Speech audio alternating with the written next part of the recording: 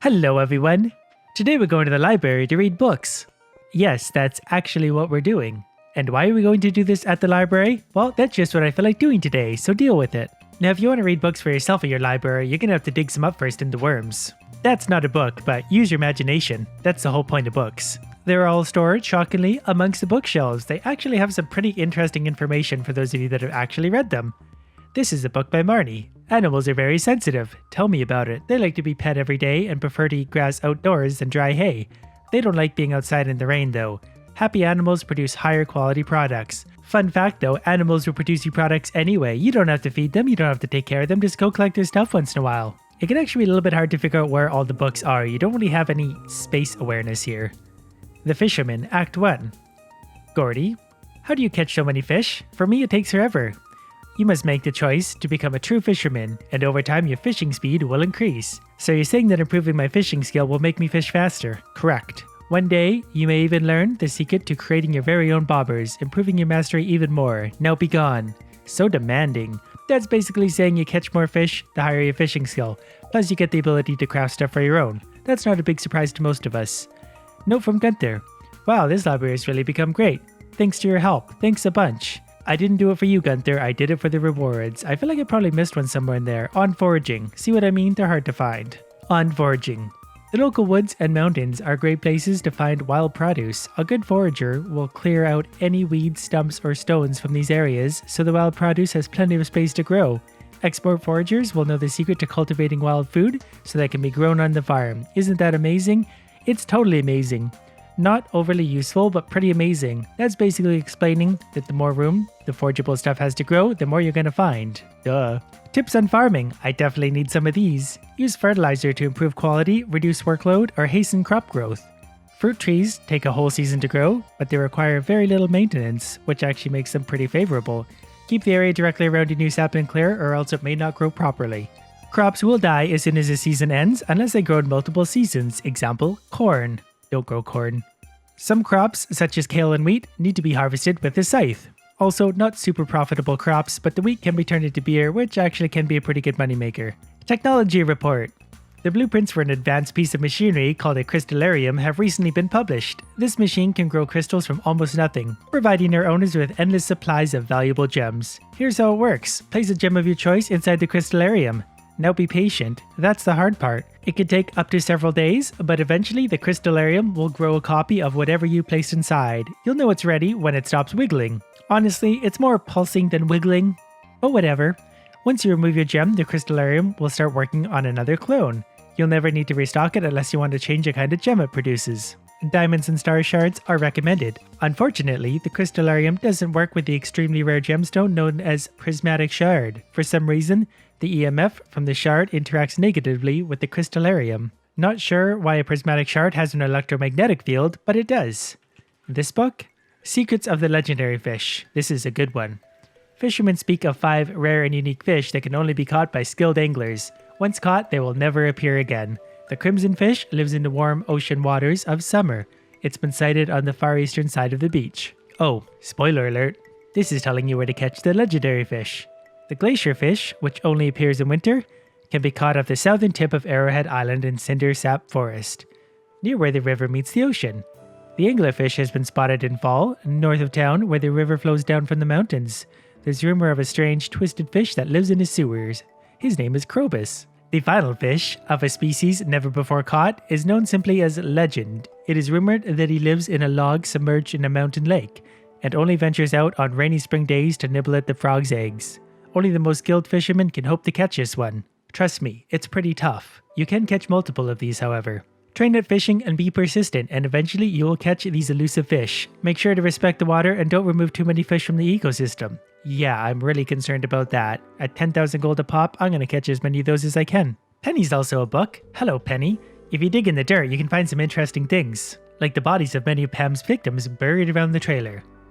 Saw something weird in a tunnel leading out from Pelican Town. There's a little door hidden in the dark. Couldn't get it open though. Gunther. That's simply just another clue that starts you down a casino questline. You need a battery pack. Spoiler alert. A history of the Gotoro Empire. Is war with the Gotoro Empire necessary? A unique perspective by whoever that is. Penny's in the way, so we're not going that way anymore. I think we got a few more over here to read. Goblins by M. Jasper. The species, commonly known as Goblin, aka Pam, seems to have originated in the forests of the far northeast, beyond the Bluemire Hills. Characterized by the green skin, bright red eyes, and foul smell, initial encounters with the goblins can be frightening for unexperienced travelers. Despite their unsettling appearance, goblins possess an intellectual and emotional capacity akin to humans. They have no trouble learning our customs and languages. The goblins I've met have been rather friendly and amiable, once I've shown that I mean no harm. Unfortunately, centuries of distrust and ill treatment from humans has led many goblins to pursue careers in the employ of witches, warlocks, necromancers, and other unsavory types. A traditional goblin diet largely consists of grub meat. See what I mean? Pam once asked me if I had any tasty grub on my farm. Typically from the large and juicy grub varieties native to the goblin home forest. On special occasions, goblins will indulge in an item called void mayonnaise, considered perhaps the finest delicacy in all goblin cuisine. Boy, are they special. This one seems like just a bunch of gibberish at first, but it's actually telling you the items you need to open the secret lockboxes. You just take the first letter of every word, and it tells you what you need.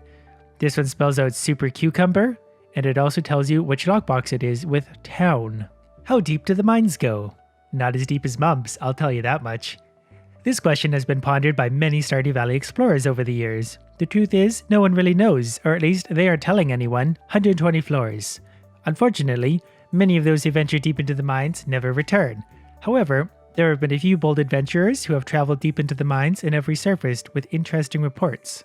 By the way, someone's obviously been to the bottom of the mines because they installed an elevator right to the bottom.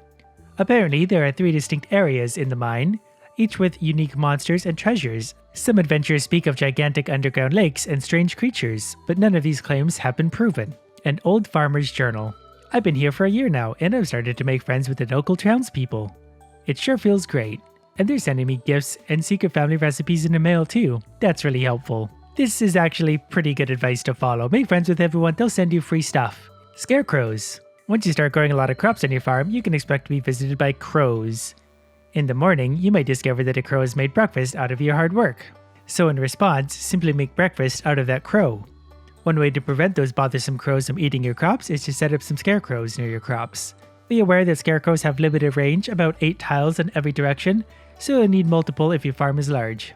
Scarecrows keep track of how many crows they've diverted, so you can use that to tell if they're in a useful spot. If they're not, remove them from the tile, throw them in your pond. Collectible scarecrows aren't just for looks, they work just the same as a regular model. The secret of the star drop. For thousands of years, people have been intrigued by the mysterious powers of the star drop, but no one knows where they come from. Professor R.J. Cutler, a leading researcher on strange fruit, says this: "We've discovered traces of genetic material on meteorites that closely resemble the star drop, but it's not a proven match. They probably come from space is what they're telling you, as do many things apparently in this game. Regardless of where they come from, the peculiar fruit is said to be uncommonly delicious, and some even claim they grant special power to those who eat them. They give you more energy, as evidenced by my energy bar." Journey of the Prairie King, the smash hit video game. Did you know anyone who beats Journey of the Prairie King is automatically entered into a drawing for a special prize? Not actually sure what that means. Did you know the developer has stated that the protagonist is based on a real-life character, a true cowboy hero from the Prairie Island in the Gem Sea? Honestly, not really sure what much of this means, but go play the game. It's in the saloon. It's a lot of fun. It's very hard. There's actually a lot of books. This is a lot of reading. A study on diamond yields. Diamonds are good. Diamond yield good. After years of research into mines, I believe I've learned something about diamond frequency. My research involved only the stones that are scattered about the mines. The ones that are broken with a pickaxe. Mineral yields from other sources require more research. Diamonds seem to only form at the mine level 50 or greater. At level 50, approximately 1 in 500 stones will be diamond rich. Wait a sec, I thought no one's been down deep in the mines to know these things. Talk about a contradiction. After level 50, the frequency of diamond formation seems to increase by about 0.000016 per level. Quite a rare gem. Quite a rare gem indeed, M. Jasper. So this is negligible, you won't notice any difference. But that goes to show that he's been a ways down in the mines because he studied all this. Brewmaster's Guide. To brew. The rich smell of yeast wafting through a cedar loft. The floral overtones of freshly cut hops on a winter's eve. But I digress. You are probably more interested in the practical side of brewing. To brew, you'll need a keg. I'll leave it up to you to devise blueprints for a keg. Wow, very helpful. Kegs can be used to make several kinds of product. If vegetables are placed inside, the keg will produce juice. Juice takes the least amount of time to brew. If wheat is placed in the keg, it will produce beer. Beer takes a while to brew, but it is quite profitable. Placing hops in a keg will produce the beloved pale ale. Pam loves it. Place fruit in the keg to make wine. Wine takes the longest of all to make, but wine made from the finest fruit is worth quite a bit. Be patient with your keg, you'll know it's finished when it's perfectly still. And only drink in moderation or you'll surely regret it. Basically, kegs make things more valuable. The longer you have to wait, the more valuable things are worth. That's pretty much a rule of thumb for this game. Mysteries of the Dwarves. The Dwarves call themselves Smolanu, which translates to Sky People. An odd name for a group that lives deep underground, isn't it? Yes, curious choice. Another mystery of the Dwarves is the advanced technology they supposedly possess. Evidence such as this has led me, despite the ridicule of my colleagues, to propose a new theory. I believe the Dwarves are the remnants of a once advanced civilization whose interplanetary vehicle crashed on this planet long ago. That would actually make a lot of sense.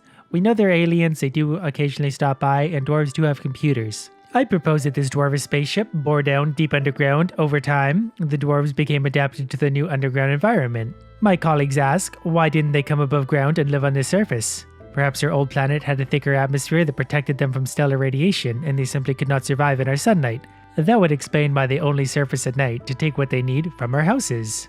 M. Jasper again. Seems like a smart guy. 3 books left. Working up to the big finale. Highlights in the Book of Yoba. Before time, there was only the endless golden light.